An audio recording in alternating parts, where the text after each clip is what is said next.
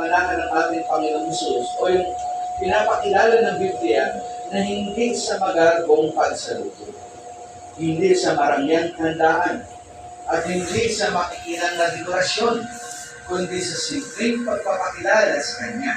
Kung pagsinan ng isang Subalit, nakapaloob doon ang napakahalagang gagampanan at pagkakakilanlan. Kaya ito ang dapat nating tingnan o ituon yung ating atensyon sa tuwing sasapit yung tinatawag nating Kapaskuhan. Hindi doon sa anumang mga selebrasyon. Kung papunta nga kami dito, marami po kami nakita sa kalsada na may mga pagtitipon. Pagtitipon doon, pagtitipon dito, pero ang pinaka-sentro ng kanilang pagtitipon, yung bote. So, gano'n. Yung bote. Pero kung alalahanin natin, yung pagtitipon na ito, sino ba yung pinapakilala ng ito? Bakit may sinilang sa ito? Kaya samahan niyo po ako sa pag-aaralan natin ngayon. Ang binasa po kanina ay John chapter 1, beginning verse 1 to 42. Pero ang ating attention ay sa 33 lamang.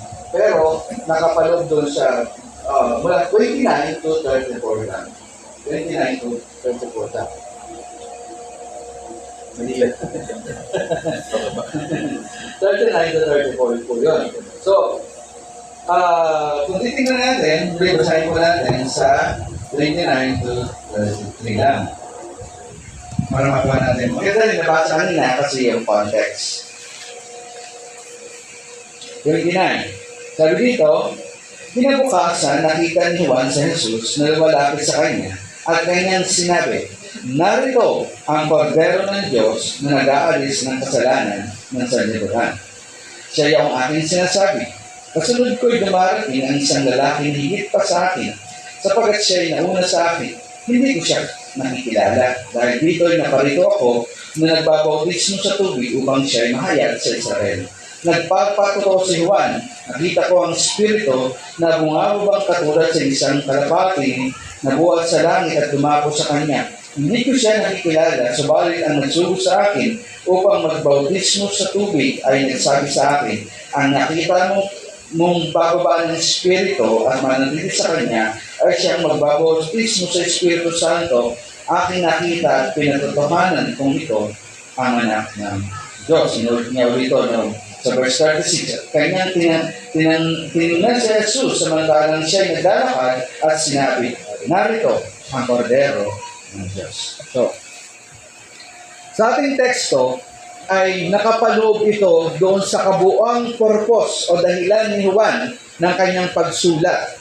At yung pinakakabuang purpose o dahilan ni Juan sa pagsulat na ito dito sa Gospel of John ay mababasa natin sa chapter 20, verse 31, na sinabi doon, ngunit ang mga ito ay sinulat upang kayo'y sumampalataya na si Jesus ang Kristo, ang anak ng Diyos, at sa pagsampalataya ay magkaroon kayo ng buhay sa kanyang pangalan. So dito natin mababasa ang intensyon ng pagsulat ni Juan na ipakilala na si Juan ang Kristo, ay si Kristo, ipinakilala na si Jesus ang Kristo, ang anak ng Diyos.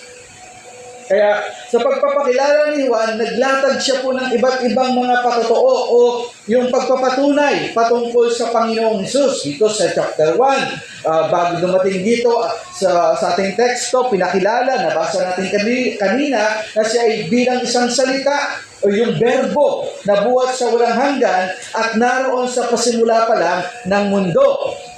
Kaya ang kanyang pagiging walang hanggang Diyos ay pinapakita at mababasa nga natin dito sa verse 1 to 3. At sa verse 49, ang salitang ang salita bilang tunay na ilaw ng buhay na nagliliwanag sa kadiliman sa makasalanang sanglibutan ito. Ganun pa man, pagdating sa verse 18 to 10, verse 18 ay naroon ang pagtanggi sa sanlibutan ng salita ng sanlibutan. So ang pinaka-highlight dito sa verse 10 to 18 ay yung sinabi sa verse 14 na yung verbo o yung salita naging tao at nanahang kasama ng mga tao. Kaya kung sa dati, particular po sa Matandang Tipan, ng panahon na nasa paglalakbay ang mga Israelita, ang naririnig lang nila na nagsasalita, itong salita. Kaya sabi na, salita. Kasi naririnig nila yung salita. Hindi nila nakikita.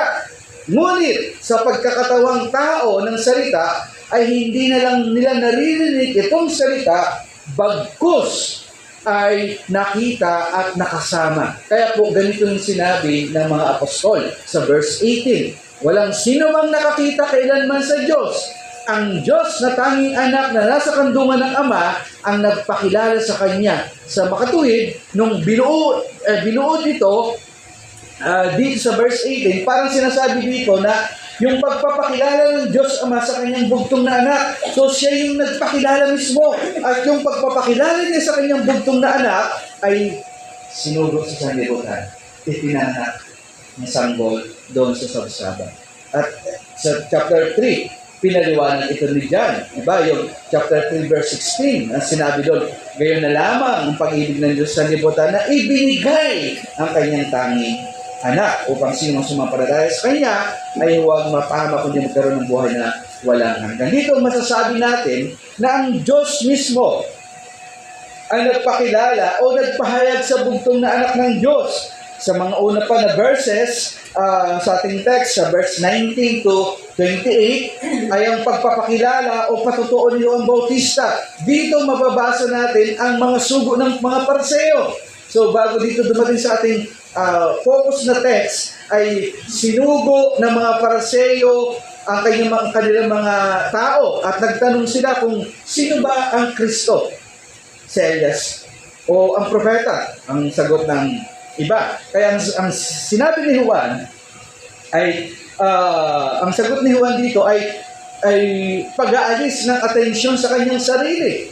Diba, nung nagbabautismo siya, siya yung pinakasentro, si Juan. Nasa kanya yung pagtatanong, sino ka ba? Ikaw ba yung propeta o si Elias?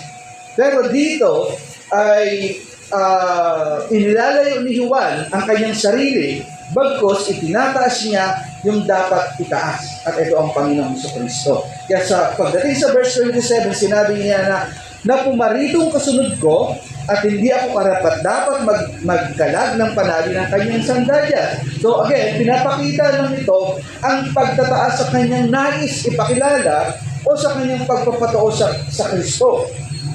Kaya dito natin makikita, kung tayo ay magse-celebrate o titingnan natin yung okasyon ng December 25, ang itataas natin hindi yung selebrasyon. Sino yung naparito? Sino yung naparito? Yun dapat natin itaas. Kaya pagdating dito sa ating talata na pag-aaralan, ibinaling niya yung atensyon. Kung sa mga unang verses, ang atensyon ng lahat ay nasa kanya, ngunit dito sa ating teksto, sa verse 29 to 34, ay pag-agaw ng atensyon ni Juan patungo kay Jesus na gumamit siya ng natatangi at pinakamahalagang titulo ng pagtutukoy sa Panginoon. Ano yung pagtutukoy?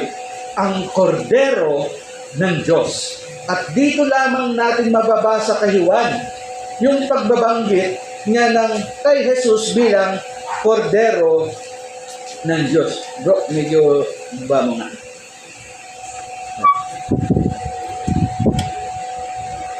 Okay, sige. Thank you. Kung sa panahon po ni Juan Bautista, ang atensyon nga again ng marami ay nasa kanya, ngunit pilit nga niya itong inalis patungo sa ipinapakilala ang Kordero ng Diyos. So, again, wala itong pinagkaiba sa atin ngayon. Ang atensyon ng lahat ay nasa pagdiriwang, hindi iniisip ang dapat itaas sa pagdiriwang. Kaya minsan, pag doon naka-focus ang atensyon mo, diba minsan may natapat na ang December 25 is Sunday. Or ang natapat na December 25 ay Monday. So, ang linggo ay parang disperas. Kaya may ibang mga simbahan o ibang mga mananampalataya mismo, half day lang of church. Kasi naka-focus doon sa selebrasyon, sa okasyon. Hindi doon sa pumunta sa dahilan. Kaya, dito ay binabaling sa atin. Yung kaysa pumukus tayo sa okasyon, pumukus tayo sa atensyon, sinabi dito, narito ang kordero ng Diyos na nag-aalis ng kasalanan ng sanlibutan. Kung ang atensyon mo ngayon ay nasa magarbong ang mga paghandaan o selebrasyon, dapat ay baling natin ang ating atensyon. Ito ay nasa Panginoon. Sinabi dito, narito ang kordero ng Diyos na nag-aalis ng kasalanan ng sanlibutan. Dito mo ibaling ang iyong atensyon. Dito mo ituon ang iyong puso't isip. Dito mo ilaga ang iyong pagpupuri at pagpapasalamat. Kung talagang aalalahanin natin ang okasyong ito, dito natin itutuon ang lahat, hindi sa mga handaan. Sapagkat sinasabi sa atin na ang dating salita, noon narinig nila itong nagsasalita, ay pumarito sa lupa para sa mga makasalanan. At hindi lamang pumarito, ay isinilang pa, kundi upang mamatay. Dahil kordero para sa mga makasalanan. Sabi nga ng isang pastor at isang theologian, isinilang siya upang mamatay. Ano mang iniisip mo at kahit ano pa ang damdamin dala mo, at gaano man kaganda at kainit ang pakiramdam mo tuwing Pasko, kung hindi mo naunawaan ang kapangitan ng sarili mong kasalanan at kung hindi mo tinatanggap si Jesucristo na siya lamang ang makapagliligtas sa iyo mula sa kasalanan, iyon sa pamagitan ng kanyang kamatayan at muling pagkabuhay, wala kang tunay na kaugnayan sa Pasko. So sinasabi niya lang dito, kung magsa-celebrate ka ng okasyong ito ng Kapaskuhan, dahil sineselebrate mo ang pagkasilang ng Panginoong Jesucristo, subalit kung hindi ka pa mananampalataya, kung hindi ka pa talaga totoong nagpasakop sa Kanya, wala kang karapatang magdiwang. Bakit hindi mo naunawaan bakit siya isinilang? Kung maunawaan mo kung bakit siya isinilang, ay upang mamatay. Upang ikaw at ako ay ligtas sa kasalanan. So yung sinasabi niya, na hindi mo talaga maunawaan. Kaya, tama lang na magdiwang ka na nakasentro sa mga handaan. Tama lang yun. Kasi, wala ka pa kay Kristo. Wala ka pa kay Kristo. Kaya nga, dito ay binabaling ni Juan ang atensyon ng tao. At ngayon ay binabaling din yung ating atensyon. Saan? Narito ang kordero ng Diyos na nag-aalis ng kasalanan ng sanlibutan. Kaya mula dito, ito po yung aking mensahe. Ang Panginoong Jesus, ang kordero ng Diyos na nag-aalis ng kasalanan ng sanlibutan. Ito dapat ang tingnan natin. Ito dapat na minsan sa kasaysayan ng tao, mayroong isang Diyos na isinilang doon sa sabsabat upang mamatay para sa katulad kong makasalanan. So, very unique daw itong pagsasabi ni Juan sa pagbabanggit niya ng tuwiran na si Jesus ang kordero ng Diyos. Hindi natin ito makikita sa ibang ebanghelyo o ibang writer ng New Testament. Kung sa ating Panginoon, maliwanag sa atin na ito ay tumutukoy sa ating Panginoong Jesus. Lalo na kung nabasa mo na ang buong Biblia at nakapakinig ka na ng mga pangangaral patungkol sa natapos na gawa ng Panginoon. Subalit, ilagay niyo po ang iyong sarili sa mga panahong iyon. Unang narinig niyo ito na sinabi, narito ang kordero ng Diyos. Diba? Kung ilalagay natin ang ating sarili sa mga unang nakarinig nito, kahit kay Juan, hindi ito maliwanag sa kanya. Sapagkat sa tagpong ito, ay hindi pa napapako at namamatay ang Panginoon doon sa krus, di ba? Hindi pa. It means, hindi niya pa alam na si Kristo pala yung kordero. Pero bakit sinabi dito ni Juan na narito ang kordero ng Diyos? Bakit? So sinasabi na maaari daw na pagkatapos ng mga pangyayari na iyon, pagkatapos na mamatay ni Jesus, at nang isinulat daw ito ni Juan, doon pa lang niya nakita ang ginawang paghahandog ng Panginoon doon sa krus. ay itong paghahandog na ito ay katuparan sa mga ginawang paghahandog doon sa matandang tipan. Kaya nung una, hindi talaga niya ito naunawaan. At itong pagkakatawag sa Panginoon, Jesus na Kordero ng Diyos, hindi pa naunawaan ito nung una. Kaya nga, sa aklat ni Mateo, chapter 11, si Juan Bautista nang nasa kulungan ay nagsugo sa kanyang alagad. Ano yung pagsusugo ni Juan Bautista? Upang tanungin si Jesus sa verse 3, chapter 1. Ikaw ba yung darating o maghihintay kami ng iba? Kaya sa simula, hindi pa malinaw ito kay Juan Bautista at kahit kay Juan na sumulat ng Ebanghelyo. Subalit sa pagsulat nga niya ng gospel na ito, ay binabalik niya ang pangyayari. At dito sa ating teksto ay binalik niya ito kay Juan Bautista. Kaya dito sa kanyang Ebanghelyo ay 2 beses niya binanggit ang titulo na ito, na ang Panginoong Hesus, ang Kordero ng Diyos sa verse 20 at sa verse 36, mababanggit nga ito din. Then, 28 times doon sa sulat niya sa Revelation, sapagkat naunawaan niya na si Jesus ang Kordero ng Diyos. Kaya, ang makikita natin dito na sa mga pagtuturo ng Panginoon sa kanila, na habang kasama nila ang Panginoon, meron sila mga bagay na hindi maunawaan.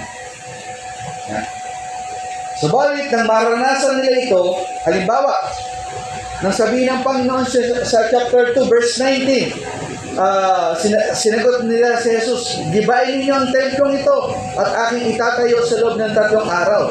Then sa verse 22 sabi, kaya't nang siya'y muling bumangon mula sa mga patay, naalala ng kanyang mga alagad na sinabi niya ito at naniwala sila sa kasulatan at sa salitang sinabi ni Jesus. Parang sa atin ngayon, naririnig natin ang mga kabutihan ng Diyos, di ba? Ang kanyang mga katangian, hindi natin maunawahan yun. O minsan, alam natin yon, pero hanggang hindi natin mararanasan, hindi natin masasabi, totoo na. Bawa, alam natin na ang Diyos ay nagpo-provide. He's a God of provider. He's a God of provider. Diba? Ngayon, kapag hindi nyo naranasan mawalan, hindi malalaman, hindi nyo masasabi na God ay ang Diyos ay nag-provide. Diba? Kasi sabi din ng Scripture, ang Panginoon ay nagpapagaling. Nagpapakita ng himala. Pero, alam niyo yun. Pero pag hindi niyo naunawaan, hindi niyo naranasan, hindi niyo masasabi, totoo nga, kasi ay nagpapagaling. Parang ganito din ang nangyari sa mga alagad. Nasabi sa kanila, nagtuturo ang Panginoon, tatanong sabi niya, ano ba yun? Ano ibig sabihin yun? Kaya di ba may mga pagkakataon na hinahatak nila ang Panginoon. Panginoon, ano ba yung sinabi mo doon? Yung mga pagkakataon na gano'n. Kasi hindi nila nauunawaan hanggang hindi nila nararanasan. Kaya ito yung nasasabi natin na nangyari. Kung hindi natin naranasan, mapagaling at ang kanyang kalooban hindi natin maunawaan hanggang maranasan natin ang kanyang panguna, at sa huli masasabi natin na kaya pala ako dumaan sa ganon dahil ito pala, nakita ko ang kanyang kalooban. Kung hindi nangyari sa akin yon, hindi ko mararanasan ito. Hindi ko makikita ang kanyang kalooban. Kaya dito sa ating teksto, nakita nila ito na ang Panginoong Hesus, ang Kordero ng Diyos, naunawaan nila ito sapagkat naranasan nila, nasaksihan nila ang Panginoon na inialay, namatay at napako doon sa cross, hindi lang siya isinilang doon sa sabsaban.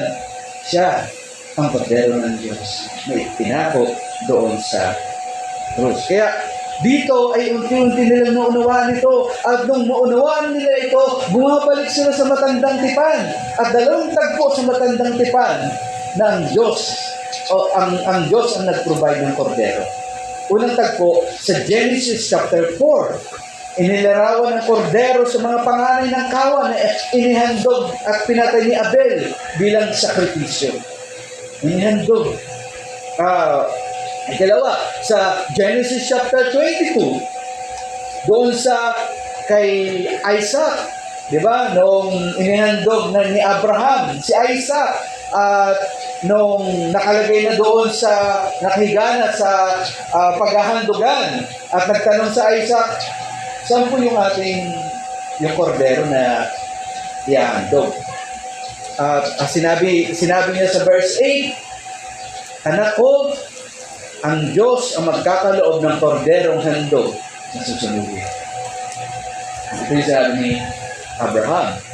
Doon sa Exodus chapter 20, meron din doon, Exodus chapter 12, na nakita doon na yung korderong pinatay, di ba? Yung last judgment ng Diyos sa Egypto, mamamatay lahat ng panganay, subalit ang mga Israel ay maliligtas kung magpapatay sila ng kordero.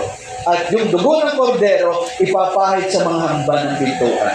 At sila ay maliligtas. Yung Passover lamb na tinatawag. Kaya doon ay naligtas sila. Kaya dito ay yung kordero na ang Diyos ang nag-provide ng kordero at sa dugo ng kordero naligtas itong bansang Israel.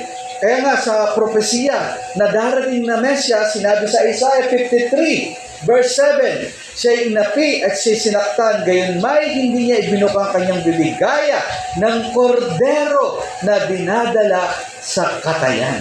Kaya dito ay inilalarawan ang kordero bilang isang persona at sa unang pagkakataon nalaman nila ang kordero ay magiging o magkakatawang tao. At eto si Jesus. Kaya nung sinabi ni Juan dito, narito ang kordero ng Diyos. Kasi itong isinilang doon sa sabsaban ay siya rin kordero na mamamatay doon sa krus para sa mga makasalanan na katulad natin. Dito kay Juan ay naging maliwanag ito. Malinaw ito kung sino ito. Ang dati na kordero, isang hayop na inihahandog ay matutupad sa isang persona na isahan na lamang na paghahandog. Kaya kung babalikan natin yung aklat ng Hebreo na sinabi doon sa chapter 10, verse 11, at bawat pari ay tumatayo araw-araw na naglilingkod at paulit-ulit na nag-aalay ng gayunding mga handog na kailanman ay hindi nakapag-aalis ng mga kasalanan. Ngunit nang makapaghandog si Kristo ng isa lamang alay para sa mga kasalanan, para sa lahat ng panahon, siya ay umupo sa kanan ng Diyos. Nakita natin yung ginawang pag-aalay ng Panginoong Hesus bilang kordero ng Diyos ay isahang paghandog at ito'y pangwalan ng siya. Isipin niyo, mga kapatid, nung inaaral ko to, nilalagay ko yung sarili ko sa panahon iyon. Isipin mo, dati, naririnig lang ang tinig, pero pagdating ni Kristo nakita, kasama, dati ang hayop ang pinapatay at hinahandog at paulit-ulit, taon-taon, bukod pa yung personal na kasalanan mo, kung pinakamahirap ka nun, wala kang pambili kahit kalapate, na-deprive ka sa paglapit pagsamba sa Diyos. Diba? Kasi hindi ka pwede lumapit sa templo hanggang wala kang ihahandog. Pero ngayon, sinabi, narito ang kordero ng Diyos. Na minsan na lang naghandog na dati naririnig, ngayon ay nakasama, nanahan, pumarito, naging katulad natin. Diba? At ipinako doon sa krus. Kaya si Pedro, sinabi ganito sa 1 Peter chapter 1 verse 18 to 19, sabi niya, nalalaman ninyong kayo'y tinubos mula sa inyong walang kabuluhang paraan ng pamumuhay na minanan ninyo sa inyong mga minuto, hindi ng mga bagay na nasisira tulad ng pilak o ginto, kundi ng mahalagang dugo ni Kristo, gaya ng korderong walang kapintasan at walang tumis. Kaya napakaganda nito. At sa ating mensahe, sapagkat si Jesus ang kordero ng Diyos na inialay doon sa krus bilang kahalili ng mga makasalanan. Kaya sa matandang tipan, sa bawat larawan, ang mensahe ay isa. Doon sa ginagawa sa matandang tipan, walang kapatawaran kung walang dugo. Walang pag-aalay. nakita natin yun kung makikita natin yun sa Exodus chapter 12, yung Passover. Walang pagtubos kung walang biktima. Kaya, pinapakita lang niya na yung ginawang paghahandog, yung pinatay na hayop ay tutupukin ng apoy ng Diyos. Ngunit, lahat ng yun ay pansamantala lang. Pero, sinasabi dito ni Juan, narito ang kordero ng Diyos.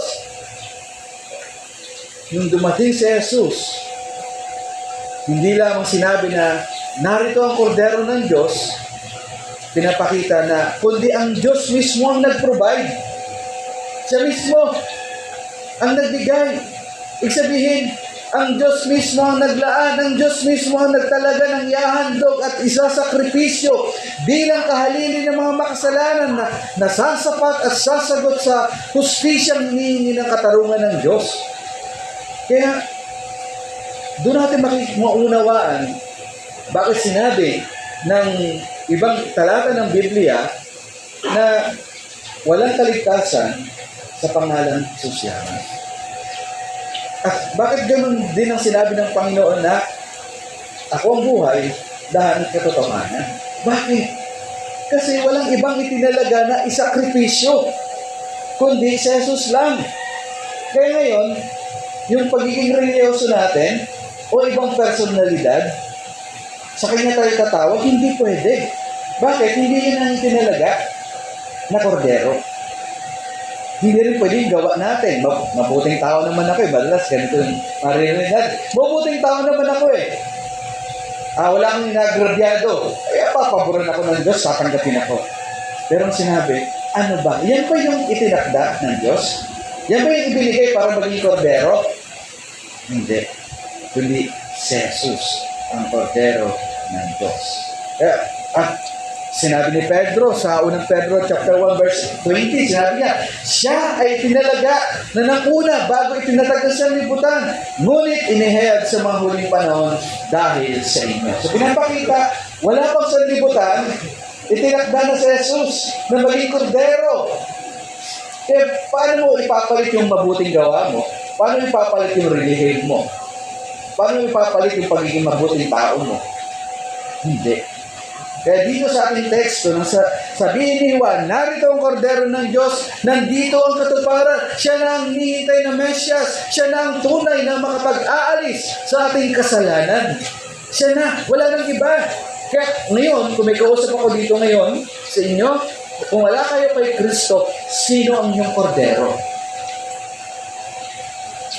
Para maalis ang iyong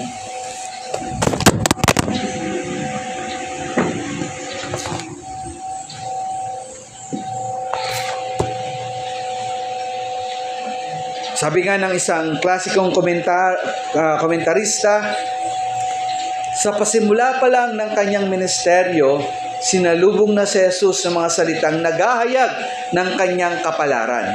Ang kanyang paghihirap bilang handog at ang kanyang kamatayan sa krus para sa kasalanan ng sangkatauhan. Mula simula hanggang wakas, nakabukod sa buong ministeryo ni Jesus ang anino ng krus. Hindi iniharap ni Juan si Jesus bilang isang dakilang huwarang moral o isang dakilang guro ng kabanalan at pag-ibig. Sa halip, ipinahayag niya si Jesus bilang handog na alay para sa kasalanan. Hindi ito masdan ang dakilang halimbawa o masdan ang dakilang guro. So sinasabi lang dito, nang ipakilala ni Juan si Jesus, hindi siya pinakilala bilang mabuting guro o dakilang martir, kundi ang sinabi, pinakilala siya bilang kordero ng Diyos upang mamatay doon sa krus. Upang mamatay doon sa krus. Kaya, ang sinabi ni Juan dito na narito or behold ay hindi lang simpleng tingnan, kundi tumingin ng may pag-unawa at pagtitiwala. Yan ang ibig sabihin nun. Hindi lang, narito. Nakatingin kayo sa akin ngayon. Tapos may biglang pumasok. Nandun si Brother Rapi sa labas. Narito si Brother Rapi. Hindi lang upang tumingin kayo doon. Hindi lang ganun simple yun. Kundi ang sinasabi dito, tumingin kayo na may pag-unawa at pagtitiwala. Yung salitang behold. Kaya nga, sa una, nang si Juan ay nagbabautismo, again, ang sentro ng tingin ay sa kanya. Ngunit, nang makita niya si Jesus, kagad niyang inilipat ang mata ng mga tao papalayo sa sarili niya, patung kay Kristo. At ganito din po ang sinasabi na sa atin ngayon. Ilayo natin ang ating mga paningin papalayo doon sa uri ng selebrasyon, okasyon. Kundi ito natin ang paningin natin sa sinasabi ni Juan. Narito ang kordero ng Diyos na nag-aalis ng kasalanan ng sanlibutan. Kaya kung titingin ka sa Kanya, napupuno ka ng pagpupuri at pagsamba.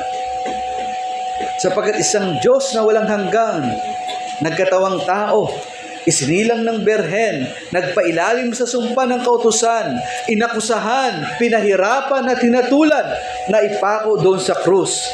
Walang bahid kasalanan. Subalit, inihanay sa mga makasalanan, nagdusa, kahalili ng mga makasalanan, namatay. Subalit pagkalipas ng 3 araw ay muling nabuhay, umakyat sa langit at muling babalik. Yan po, kapatid, ang kordero ng Diyos, ang ating ebanghelyo, ating pinapaniwalaan. Yan po ang nakamtan natin na ebanghelyo, ang kordero ng Diyos na nag-aalis ng mga makasalanan, ng kasalanan. Kaya ang panawagan sa atin ay tumingin, sapagkat ang sinasabi, narito ang kordero ng Diyos na nag-aalis ng kasalanan ng sanlibutan. At kung may isang mensaheng kailangan marinig ng mundo ngayon, isang mundo na nauhumaling sa sarili, nakatuon sa sarili, sa lahat ng nakamtan, sa mga self-accomplishment, sa kabuhayan, sa politika, sa identity, dapat hatakin natin sila at sabihin natin, narito ang kordero ng Diyos. Sa iyo din, mga kapatid.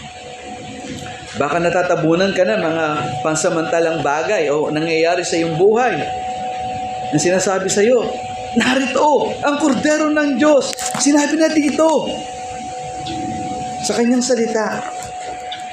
Madalas tayo nakatingin sa ating mga sarili, sa ating mga pangailangan, nag-worry tayo sa ating mga kahinaan, kaya madalas tayong nahuhulog or madaling mahatak ng tukso. Sa ating mga damdamin, kaya hirap tayong magpatawad. Kasi isipin mo, nasaktan ako, naagrabyado ako. Yun ang titingnan natin. Kaya ayaw natin magpatawad. Pero sinasabi sa atin, narito ang kordero ng Diyos. Isa kang makasalanan na binigay ng Diyos ang kanyang buhay. Siya po dapat ang sentro ng ating buhay araw-araw. Hindi ka sinasabing, tingnan mo ang kordero na nagbayad na para sa iyo. Ang kabanalan ay paglilingkod na may utang na loob dahil ikaw ay tinubos na, hindi utang na kailangan bayaran. Ang salita dito na narito o tingnan, hindi lang tinatawagan na maunawaan mo at magtiwala ka, ay mayroon ditong aspeto na pautos. Kaya sinasabi sa atin dito na sa anumang aspeto ng ating buhay, inuutusan tayo na tingnan ang kordero ng Diyos, ang ating Panginoong Hesus. Di ba nga ganito ang sinabi sa aklat ng Hebrew chapter 12 verse 2, na ituon natin ang ating paningin kay Hesus, na siyang pinagmulan at kabuuan ng ating pananampalataya. Maring mawala ang iyong paningin or pagtingin sa Panginoon kung ikaw ay nahahatak nga ng mga gawin ng sanlibutan. Kung nababaling na ang iyong isip sa pangmundong alalahanin at natatakpan ang iyong paningin ng mga pangailangan ng sanlibutan ito. Kaya muli, kapatid, ang sinasabi sa atin, narito ang kordero ng Diyos. Sana itong maging diwa natin, hindi lang sa okasyon, mga ganitong mga okasyon o pagharap natin sa 2026. Lumakad tayo sa mundong ito na narito ang kordero ng Diyos at narito ka na naghihintay sa korderong paparating sa muli niyang pagparito. At sana sa ating mga mananampalataya, ito yung panawagan natin sa mundo, sa mga tao dito. Kayo na narito mga kapatid, mga member ng iglesia, dapat hindi ang pang-akit ay yung kasiyahan, pagkain, mga gimmick. Ang sabihin natin, narito ang kordero ng Diyos na nag-aalis ng kasalanan. Yan po ang dapat nating tingnan. Kaya kung titingnan natin, kung titingin tayo sa sinasabi ni Juan na mensahe na narito ang kordero ng Diyos, sinasabi lang nito na itigil ang pagtingin sa sariling mabubuting gawa. Itigil ang pagtingin sa sariling kabanalan. Itigil ang pagtingin sa sariling lakas. Itigil ang pagtingin sa iyong relihiyon, sa kinagisnan. At tumingin ka kay Kristo bilang pag-asa ng kaligtasan. Alam nyo, noong 1900s, may isang 15 taong gulang o 15 years old na lalaki, binatilyo, sa nakakamanghang probidensya ng Diyos ay nakatagpo siya ng kaligtasan. Dahil isang pangyayari na nagkaroon ng snowstorm sa kanilang lugar, pupunta sana siya doon sa simbahan na dinadaluhan niya. Subalit sa sama ng panahon, napapunta siya sa isang maliit na simbahan. At kahit yung pastor ay hindi nakarating sa simbahang iyon. At may isang lalaki na ordinaryong member lang sa iglesia. Siya yung pumalik sa pastor.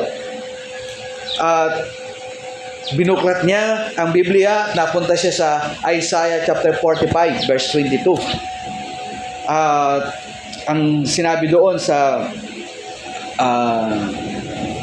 kanyang preaching na look unto me, look, ganun lang. Sabi niya, mga kaibigan, sabi ng lalaking ito, mga kaibigan, napakasimple ng talatang ito. Sabi niya, look, tingnan. At ang pagtingin ay hindi naman mahirap gawin. Sabi niya, hindi mo kailangang igalaw ang paa o daliri mo, basta tumingin lang. Hindi kailangan mag-aral sa kolehiyo para matutong tumingin. Kahit ikaw pa ang pinakabobong tao, makakatingin ka. Hindi mo kailangan kumita ng 1,000 sa isang taon para lamang makatingin. Kahit sino ay kayang tumingin. Kahit bata, kayang tumingin. At pagkatapos pagkatapos niyang ipangaral ito, sabi niya, tinuro niya ang talata na nagsasabi, sabi niya, tingnan mo, tingnan mo. Tapos, nandun yung isang binatang iyon, at yung binatang iyon, ang pangalan ay si Charles Spurgeon. Sinabi niya, tingnan yung binatang iyon. Tingnan mo, binata mo kang miserable ka. Miserable ang iyong buhay. Tingnan mo to para ikaw ay sumunod ka sa Panginoon. Ikaw ay maliligtas. At kung mayroon man dito sa inyo na may miserable ang buhay at walang pag-asa, lalo na at walang katiyakan sa pagharap sa Panginoon, ang sasabihin ko sa inyo, narito ang kordero ng Diyos na nag-aalis ng kasalanan, si Jesucristo. Ikaw ay lumapit sa Kanya. Ikaw ay lumulog sa Kanya. Kaya ang panawagan ko sa inyo, tumingin tayo kay Kristo upang ikaw ay maligtas. Tingnan natin si Kristo na siyang kordero ng Diyos na ibinigay upang alisin ang ating mga kasalanan. At sa ating mga mananampalataya, anumang pagsubok sa buhay sa darating na 2026, tingnan natin, narito ang kordero ng Diyos na nag-alay ng buhay para sa akin. Iniwan ng langit. Nakisa namuhay sa mundong itong makasalanan upang ako na hindi nakasunod ng kautusan ay sumunod. Upang ako na dapat nahatulan at parusahan dahil sa aking pagsuway. Ang kordero ng Diyos ay namatay at napako doon sa krus. At ako ngayon ay may kapayapaan at kagalakan sa buhay na ito at sa buhay na darating. Tayo po'y manalangin.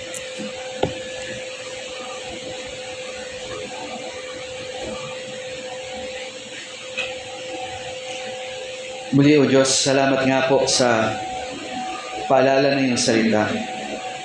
Kung ang mundo po ngayon ay grabe ang pagsasaya dahil sa season na ito, sa okasyong ito.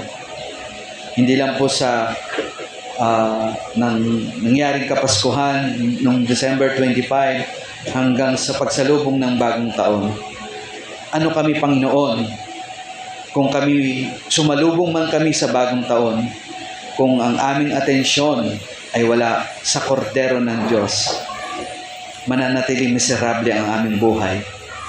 Mananatiling miserable ang aming kakaharapin na 2026. Sana tumugon kami sa panawagan na ito ni Juan na narito ang kordero ng Diyos. Si Jesus ang kordero ng Diyos na nag-aalis ng kasalanan ng sanlibutan. Sana nga po, hindi man po namin alam anong mangyayari sa amin sa darating na taon na ito. Subalit, nakatitiyak kami sapagkat si Jesus ang aming kordero na nag-alis ng aming kasalanan. Sana po, sa lahat ng nanarito, ay mangyari ito sa kanila. Kayo po ang kumilos. Agawin niyo po ang kanilang atensyon, ang kanilang paningin, na tumingin lamang sa iyo, O God. Kayo po ang kumilos. Sa iyo po namin pinagkakatiwala ang lahat ng ito sa tanging pangalan ng Panginoong Hesus. Amen. Tayo po itatayo.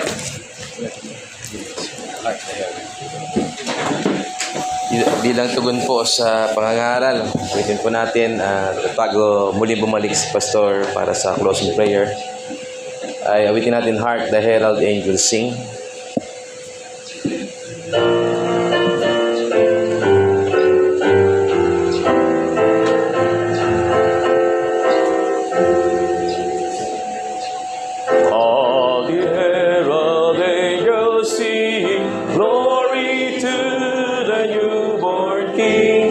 Peace on earth and mercy mild, God and sinners reconciled. Joyful all ye nations rise, join the triumph of the sky. Angels proclaim, Christ is born in Bethlehem. Holy herald angels sing, glory to the newborn King. Christ by highest and adored, Christ the everlasting Lord. Let in time beholding come, offspring of the Virgin's womb. Veiled in flesh the Godhead see, hail the incarnate deity. Pleases man with man to dwell, Jesus our Emmanuel. Holy herald angels sing, glory to the newborn King. Hail the inborn Prince of Peace, hail the Son of Righteousness, light and light to all he brings, risen living in his wings. Mighty lays his glory back, born of man, no more made up, born to raise the sons of earth, born to give them second birth. Holy herald angels sing, glory to the newborn King. Tayo ay manalangin. Muli, O Diyos, maraming salamat po sapagkat minsan sa kasaysayan ng tao ay mayroong Diyos na isinilang doon sa sabsaban, at ang sanggol na ito na isinilang doon sa sabsaban ay siyang naging kordero ng Diyos na matay, nakahalili ng mga makasalanang tulad po namin. Salamat nga po talaga. Mga kapatid, ngayon sa Kanya na may kakayahang mag-ingat sa inyo mula sa pagkatisod at sa inyo ay makapaghaharap na walang kapintasan sa harapan ng Kanyang kalulatian na may malaking kagalakan, sa isang Diyos na ating tagapagligtas sa pamagitan ng Jesucristo nating Panginoon. Sumakay niya nawa ang kalulatian, ang karangalan, ang kapangyarihan at ang kapamahalaan bago pang lahat ng panahon at ngayon, magpakilanman. Amen. Magandang hapon po sa lahat. Nagbenediksyon na pala ako. Kasi wala naman ako mamaya kaya